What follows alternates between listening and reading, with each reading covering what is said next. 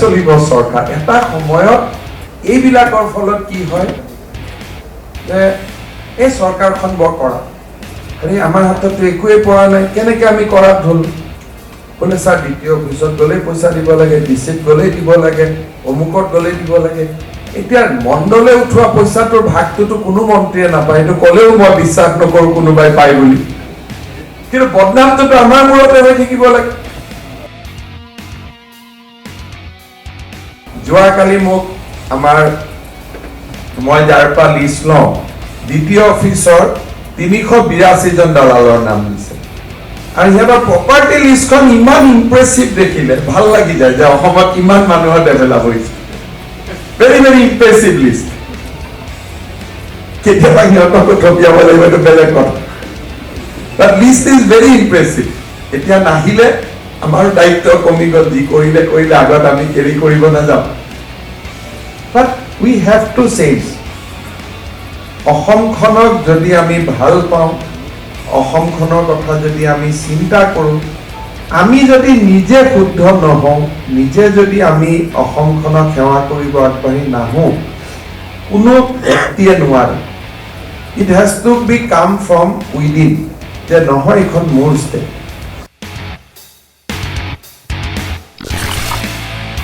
কেইদিনমান আগতে আমি আৰম্ভ কৰিলোঁ যে লাৰ্ণাৰ লাইচেন্স মানুহে পোৰ্টেলত পাব কিমান মানুহে লাৰ্ণাৰ লাইচেন্স ললে 53,000 in just a span of 1 month হলনে না 22 দিনত তাৰমানে এই 53,000 মানুহ কাৰ ভয়ত দ্বিতীয় অফিচত অহা নাছিল আদাৰৱাইজ আমাৰ 5,000 মানুহৰ লাৰ্ণাৰ লাইচেন্স প্ৰত্যেক মাহত নলয় ৰেভিনিউ পাব লাগিছিল আমি 53,000 আমি পাই আছিলো 5,000 তাৰমানে আজি আমাৰ পৰিবহন বিষয়াসকলে নিজে চিন্তা কৰিব লাগিব যে এই 48,000 মানুহ কাৰ ভয়ত অহা নাছিল তাৰমানে চৰকাৰক মানুহে ভয় কৰে হে তাতে গলে কি হ'ব তাতকৈ এই ল'ৰাবিলাকে গাড়ী চলাই আছে ৰাস্তা এই যে 53,000 মানুহে যে লাইসেন্স ললে কবাত বিদেশী নাগৰিক আহি লোৱা নাই কাৰণ আমি এইটো আধাৰৰ ওপৰত লৈছো টোটাল মানুহৰ গন্তি বাঢ়া নাই যে বাংলাদেশৰ পৰা মানুহে আহি লৈ আছে তাৰমানে এইটোৱে পৰিবহন বিভাগৰ আজি কেনেকে কাম চলিছিল ইয়ে প্ৰমাণ কৰে যে মানুহৰ গভীৰ অনাস্থা আছিল আৰ ৰেভিনিউ মানুহে কালেক্ট কৰিব নালাগে অফিসাৰে কালেক্ট কৰিব নালাগে মানুহে নিজে রেভিনিউ দিয়ে যেটা প্রসেসটো শুদ্ধ হয় আজি 500 টকাত মই 53,000 মানুহক পালো এই মাহত মোৰ আৰু 3 কোটি টকা ৰেভিনিউ অকল লাৰ্ণাৰ লাইসেন্সৰ পৰা আহিলে যেটো আদাৰৱাইজ 40-50 লাখ আহে 1000 যদি কৰি দিলো হেতেন মানুহে 1000 দিলে হেতেন কাৰণ মানুহে হিসাব নিকাশ কৰিলেছেন দ্বিতীয় অফিসত 3 বাৰ যোৱা তাতে মানুহক লগ পোৱা এই গোটেইখিনিত আমাৰ 3,000 যায় গতিকে দুখীয়া মানুহৰ ঔষধ কিনিবৰ কাৰণে শিক্ষকক চাকৰি দৰমহা দিবৰ কাৰণে 1000 টকা মই চৰকাৰক দিলো ঘৰত বহি এটো যদি 1000 কালিৰ পৰা কৰো আপোনালোকে দেখিব যে কোনো মানুহে আপত্তি নকৰে এতিয়া আমি কৰিব খুজিছো ট্ৰেড লাইসেন্স একোখন ট্ৰেড লাইসেন্স লবৰ কাৰণে গুৱাহাটীত মই নিজে জানো যে মানুহে নিয়াৰলি 30,000 rupees খৰচ কৰিব লাগে আৰু ইয়াত চৰকাৰৰ আমি আমাৰ ভাষাত হিচ্ছা বুলি যদি কওঁ চৰকাৰৰ হিচ্ছা ই 1,000 টকা only 1,000 rupees is belongs to government বাকি আমাৰ ৰেভিনিউ নহয় তাৰ জায়গাত যদি আমি কওঁ যে ট্ৰেড লাইসেন্স এপ্লাই কৰিলে কম্পিউটাৰত আধাৰ দেখুৱালে আৰ ইলেক্ট্ৰিসিটি কানেকশনটো আপলোড কৰি দিলে আমি আপোনাৰ ট্ৰেড লাইসেন্স দি দিম আৰু চৰকাৰৰ হিচ্ছা যদি মই 7,000 টকাও কৰি দিও মানুহে উইলিংলি দি থৈ যাব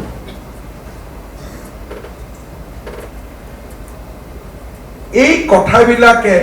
আমাক এটা বুজায় যে মানুহৰ মই ট্ৰেড লাইসেন্স খুলি দিয়া দিনাখনে মই জানো যে মিউনিসিপালিটি 1 মাহৰ দৰমহা অকল ট্ৰেড লাইসেন্সৰ পৰা দিব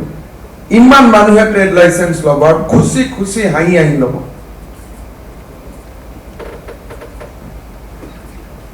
জনসাধাৰণ আৰু চৰকাৰৰ মাজত যেতিয়া আমি এটা বেৰিয়াৰ হিচাপে থিয় হৈ থাকো সেই তেতিয়া চৰকাৰৰো ৰেভিনিউ লছ হয় মানুহৰো ক্ষতি হয় মাত্ৰ মাজত কিছুমান ব্যক্তি আৰু মধ্যভোগীৰ জীৱন সুন্দৰ হয় সেই পৰিৱেশ অসমত বেছিকৈ হৈ আছে in compare to many other states karon ami technology pra just we have refused to go by the technology ami technology pra durot asilo technology ami byabohar koribo nokorisilo kuno bai kolei lage lage bikhoya hokolor prajone uttor dibo sir gaot to internet nahi are kio internet nahi what is the issue spend 3000 crore spend 4000 crore where was your proposal তুমি প্রপোজালও মুট নকৰিবা আজি আমাৰ land revenue record digitalization হোৱা নাই এটো digitally মই যদি মাটি ৰেজিস্টাৰ কৰো সাব ৰেজিস্টাৰ অফিসত ডিজিটালি সেই ৰেকৰ্ডটো এসডিসি অফিসত যাব লাগে আৰু এসডিসি এ গভৰ্নমেন্ট অখুদা দৰকাৰ নাই ইয়াত ৰেজিস্টাৰ হৈছে যেতিয়া এটা ট্ৰেন্ড ৰেকৰ্ডটো কাৰেক্ট হ'ব আৰু all these website can be seen by people ভুল হলে আপো কারেক্ট করি লব যে মোর মাটি ভুল করে রেজিস্ট্রেশন করিছে he will come and he will give a petition things will be corrected কোন গভর্নমেন্ট ডকুমেন্ট এবাৰ দিয়া মানে এটো ফাঁসি কাঠৰ আদেশ নহয় না যে ফাঁসিৰ আদেশ দি দিলো আৰু এতিয়া জাজে উত্তৰটো বদলাব নোৱাৰে কোনবাই কমপ্লেইন দিব ক্যান্সেল কৰি দিম দ্বিতীয় সাবৰ ৰাস্তাত ৰাজ ড্ৰাইভিং কৰিছে তাৰ মানে driving licence was wrongly given it will be cancelled बोले सर एक्सीडेंट हो जाबो एजिफ আজি কোনো एक्सीडेंटे हुआ নাই আজি সব একদম ঠিক মানুহে পাই আছে আজি মই যদি ৰেভিনিউ অফিসত মাটি ৰেজিস্টাৰ কৰিলো নাম জাৰি কৰিব মই কিয় যাব লাগে মোৰ নামটো অটোমেটিক এখনে government under same minister same commissioner same director revenue and revenue registration আমাৰ গভৰ্নমেন্টত চালে গম পাব ৰেভিনিউ এন্ড ৰেজিস্ট্ৰেশন ডিপাৰ্টমেন্ট গতিকে মই গভৰ্নমেন্টৰ ইখন টেবুলতো যাম হিখন টেবুলতো যাম আৰু সবতে চান্দা দিম সৰস্বতী পূজাতে কেনেকৈ চলিব চৰকাৰ এটা সময়ত এইবিলাকৰ ফলত কি হয় যে এই চৰকাৰখন বৰ কৰা আৰে আমাৰ হাতত একোৱে পৰা নাই কেনেকৈ আমি কৰাত হল बोले सर द्वितीय ऑफिसत गले पैसा দিব লাগে ডিসিত গলে দিব লাগে অমুকত গলে দিব লাগে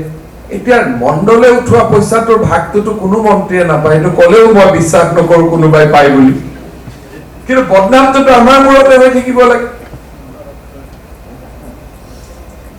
যোৱা কালি মোক আমাৰ মই যাৰপা লিষ্ট লওঁ দ্বিতীয় অফিসৰ 382 জন দালালৰ নাম দিছে আৰু ইয়াৰ প্ৰপাৰ্টি লিষ্টখন ইমান ইমপ্ৰেছিভ দেখিলে ভাল লাগি যায় যে অসমত ইমান মানুহৰ ডেভেলপ হৈছে ভেৰি ভেৰি ইমপ্ৰেছিভ লিষ্ট কেতিয়াবা সিহঁতক থপিয়াব লাগিব এইটো বেলেগ কথা বাট লিষ্ট ইজ ভেৰি ইমপ্ৰেছিভ এতিয়া নাহিলে আমাৰ দায়িত্ব কমি গল যি কৰিলে কৰিলে আগত আমি কেৰি কৰিব নাযাওঁ বাট উই হেভ টু চেঞ্জ অসমখনক যদি আমি ভাল পাওঁ অসমখনৰ কথা যদি আমি চিন্তা কৰো আমি যদি নিজে শুদ্ধ নহওঁ নিজে যদি আমি অসমখনক সেৱা কৰিব আগবাঢ়ি নাহো কোনো ব্যক্তিয়ে নোৱাৰে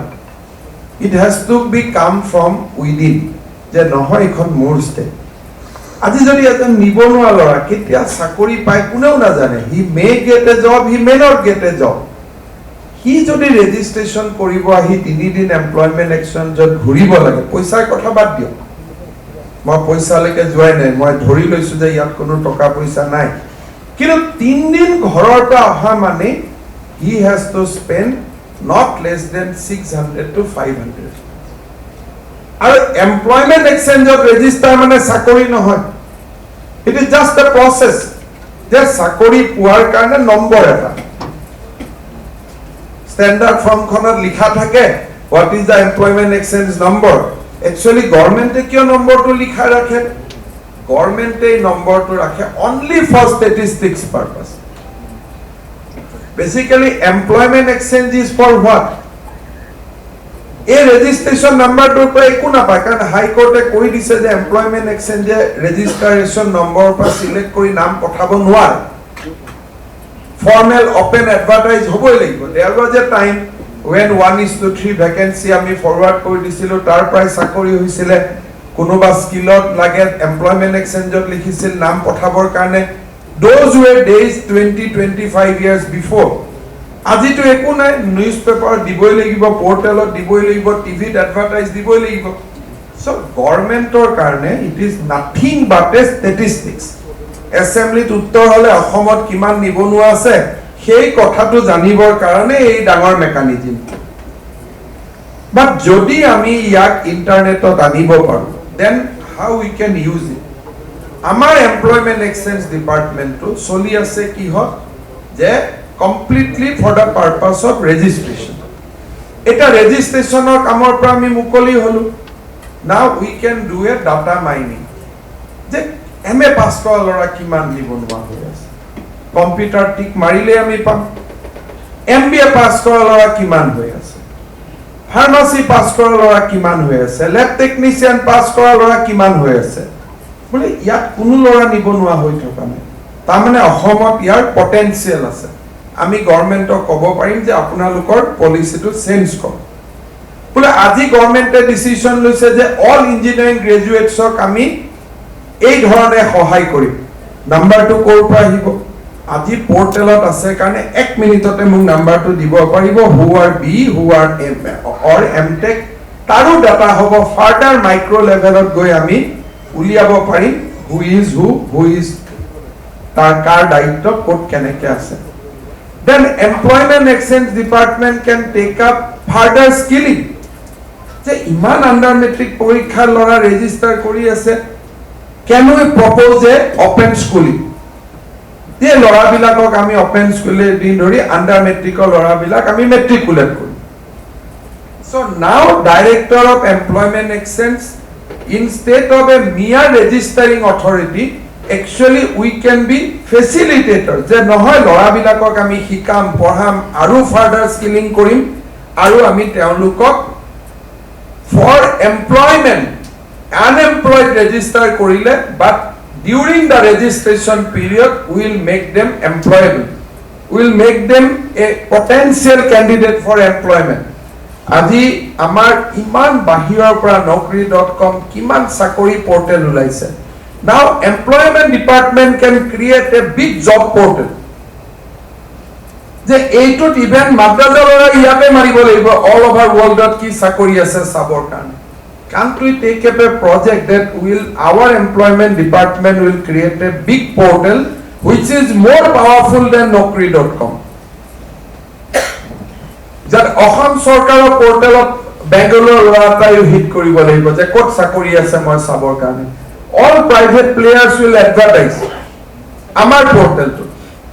চ' বহুতে ভাবিব পাৰে আজিৰ পৰানো আমাৰ কি কাম হ'ল, আৰু ৰেজিষ্ট্ৰেশ্যনে নাই, আৰু এতিয়া অফিচত নগ'লেও হয়। মই ভাবো যে চেলেঞ্জ ষ্টাৰ্ট ফ্ৰম টুডে, যে কেনেকে আমি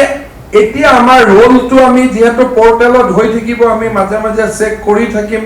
যেতিয়ালৈকে আধাৰ নহয় আমি মেনুৱেল কৰিম। আধাৰ হোৱাৰ পিছতো 26 লাখ ফেমিলিৰ ওচৰত আধাৰ নাথাকিব